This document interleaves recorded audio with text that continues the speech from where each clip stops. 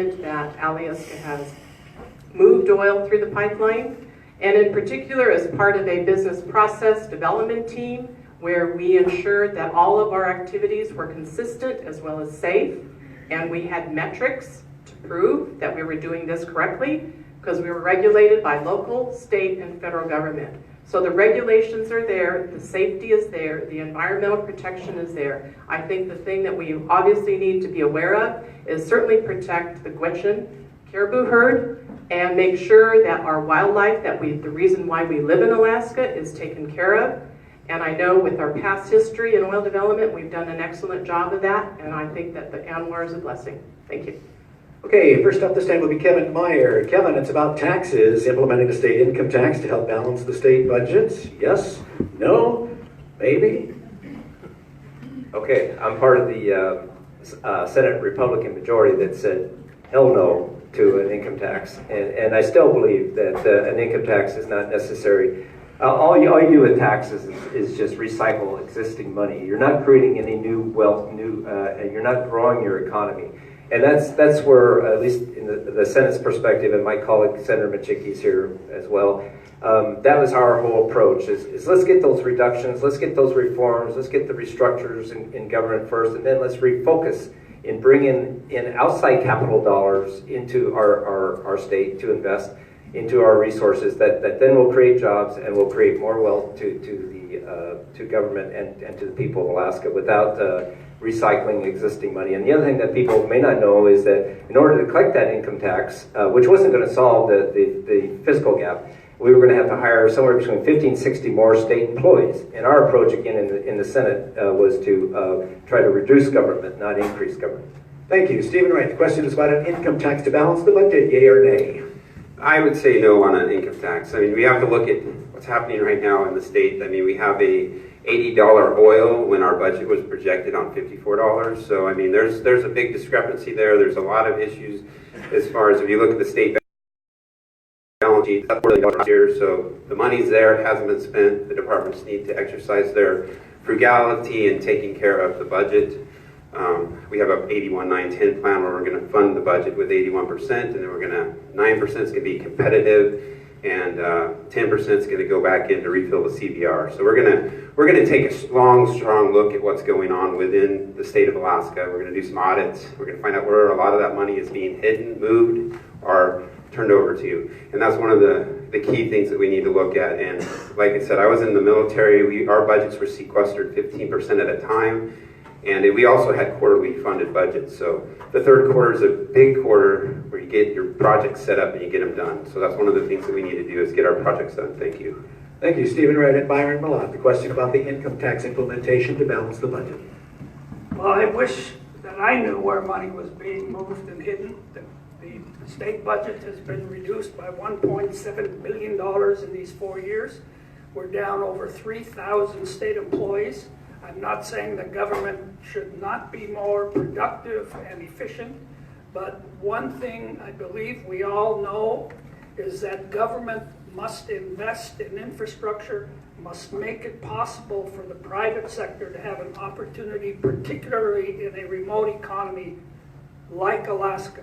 We have, with Senate Bill 26, moved a tremendous way to removing completely the budget deficit. But depending upon oil prices, which are forecast to stay relatively flat for as long as we're able to forecast, we will still have a deficit depending on oil prices that could range anywhere from $200 to $700 million that needs to be filled. Thank you, Byron. We'll pass the microphone all the way down to Deborah Call, and we'll get her remarks about implementing the state income tax to help balance the budget. My opinion is different. We need a fiscal plan. And one of the things that we need to go forward with is to what level of state services do we want? What is the quality of education that we want? Set our priorities as far as where we're going as a state toward the future. Because once we determine those priorities and we figure out how much it's going to cost, are we willing to invest in our state? And how are we going to invest? An idea that's been proposed is to take 40% of the permanent fund and the earnings off of that pay for education. So there's 1.6 billion that's basically taken care of. The rest of it is how we determine what level of services that we want. And are we willing to invest more? Are we willing to, say, put out bonds for capital projects? What are the capital projects going forward? So there's ways in which to look at this, but look at it like a balance sheet. Where are we making our investments, and where are we going to be better off in 5 years? Thank you. Edie Grunwald, your position on a state income tax. Thank you. I do not support a state income tax. I think that there's a lot of streamlining we can do. For instance, we're the highest in the nation at putting out money on education. And as far as our government, we have, to every 100 people here, we have 9.6 government workers. We're the second highest in the nation. And I think that there's a lot of streamlining we can do. Medicare, for instance, the budget has been bloated. We need to have some caps and put in some waivers that are allowed through the federal government that we can open up to the people. There's a lot of streamlining and efficiencies that we can find and not go with an income tax. We can't keep strapping the people over and over and over. There's only so many people and we're losing them. So thank you. Thank you very much. And Sharon Jackson, your opinion of bringing back a state income tax, please. I do not agree with the state income tax. However, when money is taken out of the pockets of the people, food taken off the table of the people, that's a tax. So, no income tax. I believe that if deemed need be, a sales tax through our tourism would be a good start. Like in Hawaii, you show that you're a resident, you don't pay tax. We have enough people coming through here, they can contribute. And infrastructure is very important, and I would like to see money go into the infrastructure. I live in Eagle River where a bridge was damaged and it took 6 to 8 hours to get from the valley to Anchorage. Thank you. Thank you, Sharon. And let's give Stephen Wright his chance at going first this time. One of the issues that everybody has an opinion upon, views regarding the permanent fund dividend cut, please, Stephen. Okay, well, if you look at the permanent fund dividend cut, SB 26 is just an open door back end around to take the fund.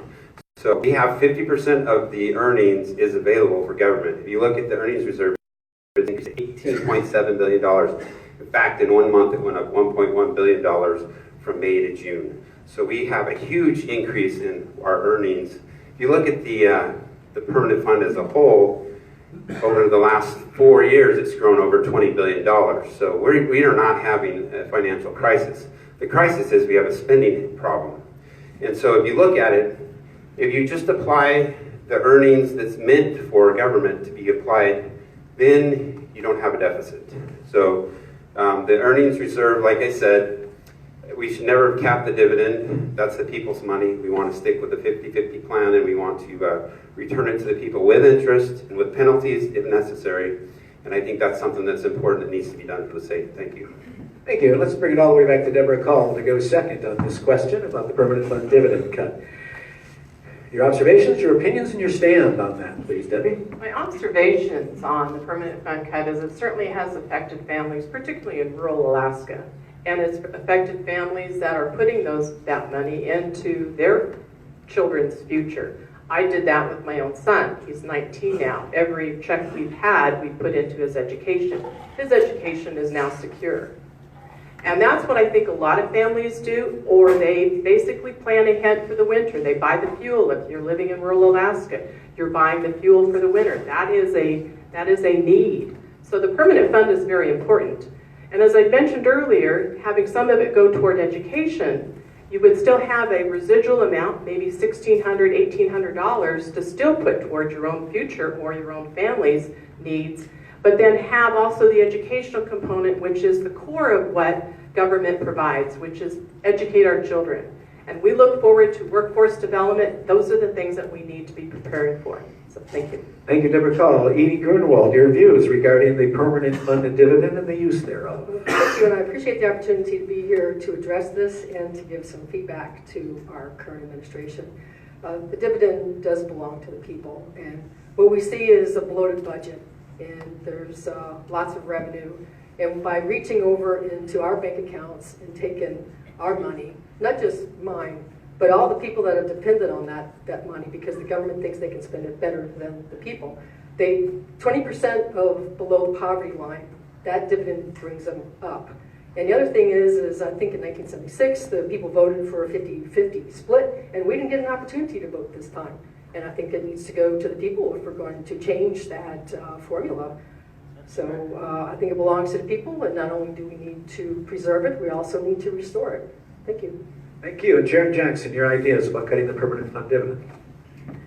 My idea is if any of us in this room took something that did not belong to us, it's considered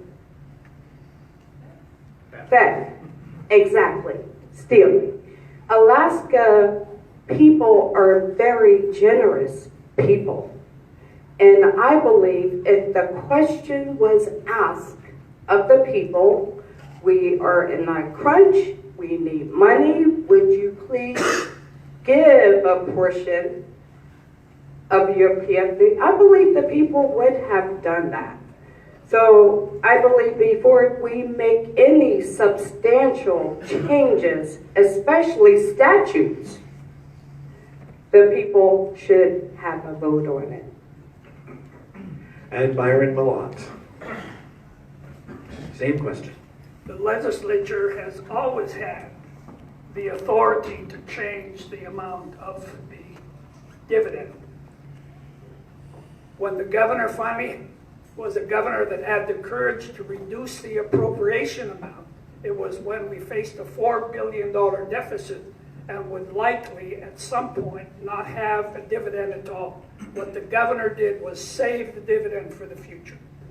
$1,600 appropriated this year by the legislature through hearings responsibly done is a basis from which to continue to grow the dividend over time. It is important to Alaska's future, but it is only part of what we need to do in order to have a strong and safe and sustainable fiscal future. Thank you very much. Kevin Meyer, the 800-pound gorilla in the room this election year. PFD cut. Yes, and first of all, let me just say that was a very difficult thing for all of us to do in the legislature and the governor as well. But we had to do something. We were 2.3 going in the hole. We didn't want taxes because I already explained taxes are very inefficient as far as the number of state employees you got to hire to collect